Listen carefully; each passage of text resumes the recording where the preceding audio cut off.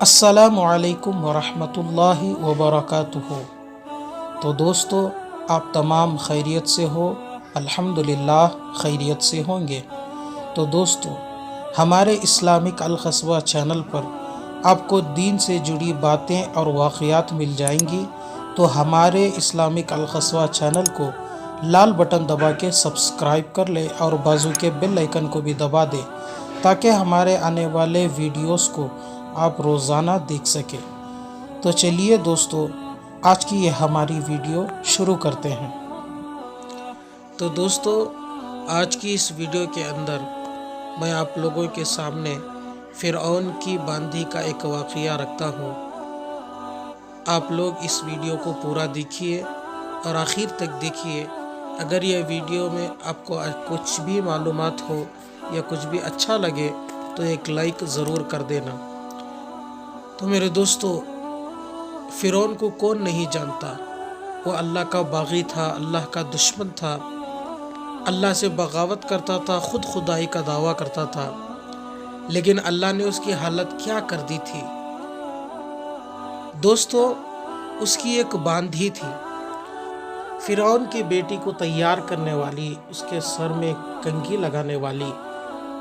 ایک دن وہ اس کے سر میں کنگھی لگا رہی تھی کہ اچانک سے اس کے ہاتھ سے کنگھی چھوٹ کر نیچے گر گئی۔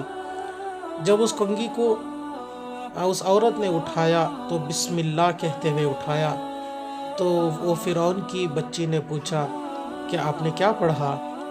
تو عورت نے کہا کہ میں شروع کرتی ہوں اللہ کے نام سے، یعنی بسم اللہ کہہ کر اٹھائی۔ تو اس بچی نے پوچھا کہ اس کا مطلب کیا ہے؟ تو عورت کہنے لگی کہ تمہارا باپ جو ہے وہ جھوٹا ہے، اس کی باتیں جھوٹی ہے، اس رب کائنات، ایک رب کائنات کی طرف چلنا ہے جو ساری دنیا کا مالک ہے، جو مجھے، تجھے اور ساری دنیا کو پیدا کیا ہے۔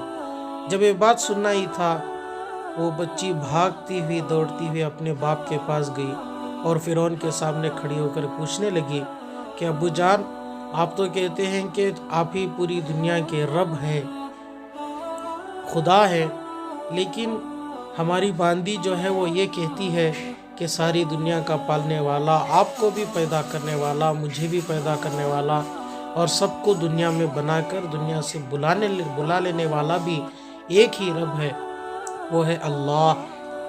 تو اس فرعون کو اتنی بات سننا ہی تھا کہ غصہ آ گیا اور اس باندھی کو دربار میں بلایا۔ جب وہ باندھی دربار میں پہنچی تو فرعون غصے میں تھا اور پوچھنے لگا، تو نے میری بیٹی کو کیا کہہ دیا؟ میری بیٹی کا ذہن کیسے خراب کر دیا؟ تو وہ بنا ڈرے کے عورت کہنے لگی کہ تو جھوٹا ہے، مکار ہے، تو خدائی کا دعویٰ کرنے والا ہے۔ سچ میں میرا خدا ایک ہے، ساری دنیا کا مالک وہی ہے، مجھے اور تجھے بلکہ ساری دنیا کو پیدا کرنے والا وہی ہے، اور اسی کی ایک طاقت ہے جو ساری دنیا کو ختم بھی کر سکتا ہے۔ جب یہ ساری بات ہو گئی تو فرعون کو اور بہت غصہ آیا، اور غصے میں فرعون نے کہا کہ اپنے درباروں سے کہ جاؤ اور تیل گرم کرو، اور اس عورت سے کہا کہ دیکھتے ہیں کہ تیرا رب تیرے بچوں کو کیسے بچاتا ہے۔ جیسے ہی یہ بات ہونا تھا کہ وہاں سے اس کی بچی کو لایا گیا اور اس گرم گرم تیل کے اندر اس بچی کو ڈال دیا گیا۔ جیسے ہی بچی کو ڈالا، بل بلانے کی، چیخنے کی آوازیں شروع ہو گئی، تو ماں کا دل بھی کیسے گزرا ہوگا۔ اتنے میں جیسے ہی تیل گرم تھا اور اس کا چمڑا اور گوشت اور ہڈیاں الگ الگ ہو گئی، ماں کی آنکھوں سے آنسو جاری ہو گئے۔ اللہ کی دربار میں دونوں ہاتھ اٹھا کر ماں رونے لگی۔